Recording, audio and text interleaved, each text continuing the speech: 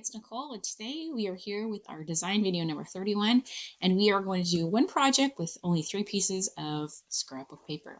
So what I have here are 3 papers from the Bloom Street collection by Paige Evans. I have die cut out the word love into some kind of square tiles on white cardstock. I have a scrap piece of paper, and I just have a few stickers to use as embellishments.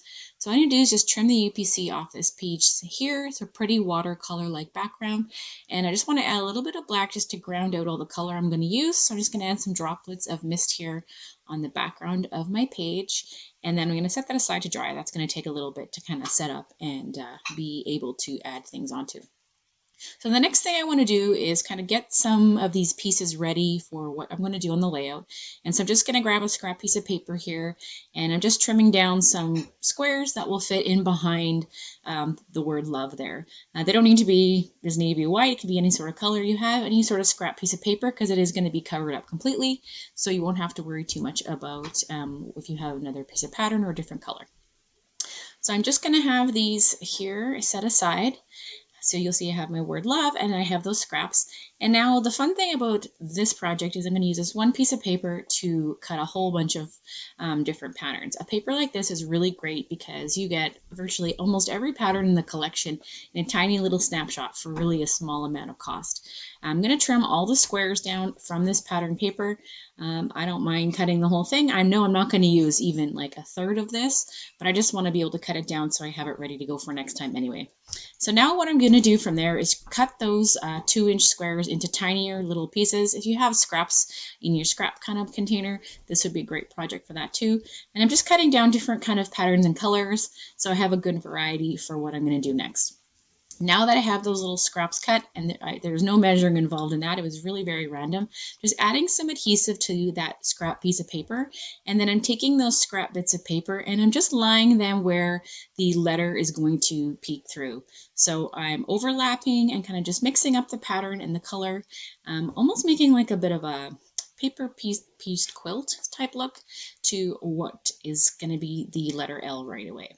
So some of the pieces are going to overlap, some of them are just going to be on their own, and then when I have that whole letter kind of completed, you can see I'm just adding that front die cut thing, right over top of my scraps of paper. I'm going to add a little bit of purple here just because I had a tiny little bit peeking through. That way I don't have any of that scrap paper in the background that will show. So I'm going to continue the same sort of process with the next 3 letters. And again, there's really no rhyme or reason to this. It's really just a fun kind of whimsical way that you can use up your bits of paper and mix up patterns. This would be really pretty for like a Halloween page or a Christmas page with some of those foils or foil patterns, or even the glitter paper, things like that. Be a good way to kind of make those supplies last, stretch a little bit more by adding these scraps behind another title or word. All right, so I'm going to continue here with the letter O. I'm trying to make sure I don't have too much of the same kind of color in the same area. And again, just adding that die cut letter over top of my kind of collaged piece here. One little bit extra, and then my letter O is done. You can just trim off all those extra little scraps that you have and keep those because they might be the perfect fit for the next letter that you're going to do. So I'm going to do the letter V now. Same process. I'm trying to mix up what patterns I use too between these letters. I don't want to use all of the same patterns because I want to have a good variety, and I'm adding a lot of color to my page through the title. So I'm trying to mix up all the different patterns and the colors, trying not to also use there are a lot of florals in this collection. Obviously it's called Bloom Street, but I'm trying not to use too many of the floral patterns in one section because I wouldn't want to have one letter that's all super flowery and then one that's maybe all just dots and stripes as an example. So now that I think I have almost everything ready for the letter V, I think I need 1 or 2 more little tiny bits of paper, and then I'm going to go ahead and finish that one off. And you can see I've cut way more than I need to for this letter, but I find when you are working on something like this, it's almost better to have a little more options so you can play around and move things. And cutting paper is, pretty simple to do, and usually we all have a lot of little extra bits lying around, so typically you probably don't even have to cut down a whole sheet, but something like this you could do again on a card front or in a mini album. So you can always find a use for even the tiniest little bits of paper. So I don't mind kind of having extra it really gives me some options for going through something like this. All right, one more letter to go. I'm going to do the letter E really quick. And you don't really need to add adhesive to the whole back of that scrap piece of paper, just kind of in the area where you know your letter is going to show through. So you could definitely do the whole thing and punch it out in a shape or in a design that would look really cool. But for this, I'm not worrying too much about covering the whole piece of paper. So just trying to mix up these colors again. Although I'm trying not to use the same patterns in every single letter, I do want to kind of continue the similar colors through each of the letters. So I do have purple almost in each of the different letters. So I did add a little shot of purple in each one, just so I have a bit of consistency and so your cohesion of your page goes together. You don't want to have it look really odd. So you want it to kind of all go. And this is really the majority of your pattern on your layout because that background is pretty neutral, even though it's watercolored and super pretty. It is a really good neutral background to have. So that's my last letter. And I think what I'm going to do now is just sew around the edges. So I've done that off camera. And I'm going to add these to my page using some foam adhesive just to give them a little bit of a pop because they will play a pretty big part of my layout. So I have some foam tape here. I'm just trimming that down so that will do a nice pop on my page. And then I've also cut the word U out of just some plain black cardstock, and I'm just going to glue 3 layers of them together. That almost just adds like a bit of a chipboard look to my title, but really only using pattern paper. So I just have some glue here. I'm just going to glue that together and set that aside to dry. I'm just going to clean off any excess glue that is around the edge. So now my droplets have kind of dried, so I'm going to kind of place my word love where I think I want it.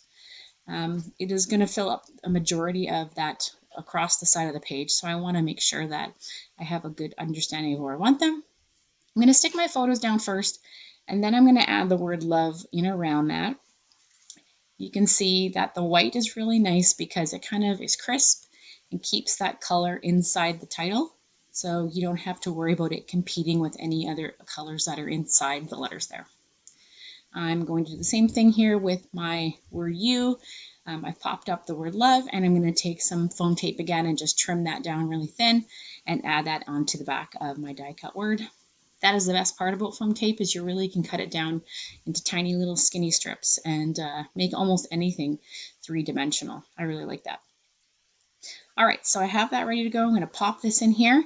And now I really want to fill in the rest of the open area that's on the page. So I have some stickers and some enamel dots here from the same collection. But I think what I'm going to do next is use my 3rd piece of paper for this layout and fussy cut a whole bunch of flowers. So in this collection, there's actually a really good embellishment pack that has a whole bunch of flowers. So if you don't want a fussy cut like I'm doing here, I find it therapeutic and relaxing, so I kind of like it, but I know there's a lot of people that don't.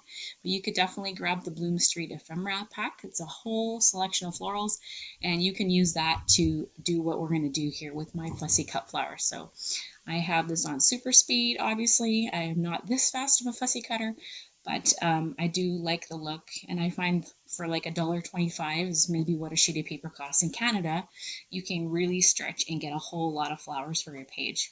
They're really good to fill in kind of open areas on a project like this. You can see where I'm going to place them is in and around my title, and that's to fill in the gap between the title and the photo.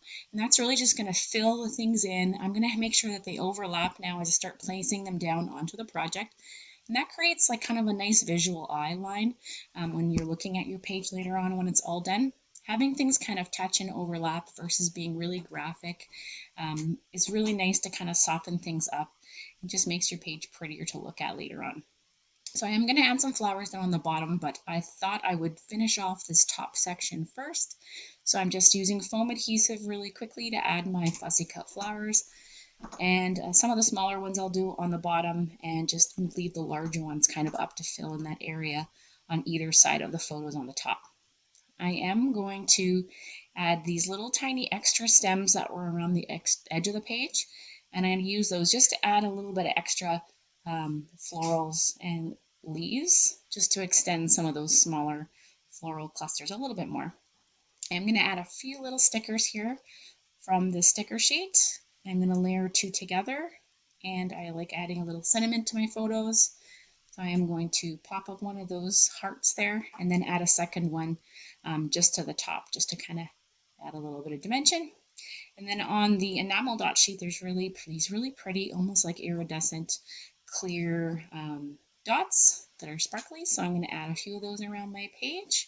And I think that's pretty much all I'm going to do to this one. So here's a close-up of that title that we did. You can see all the different patterns of paper tucked in behind the die cut word. And pretty simple thing, and only 3 sheets of paper for the whole project. This one came together in probably about 32 minutes and down to about 10 for this video. So I hope you'll give this a try, and I'll see you next time on the blog. Bye-bye.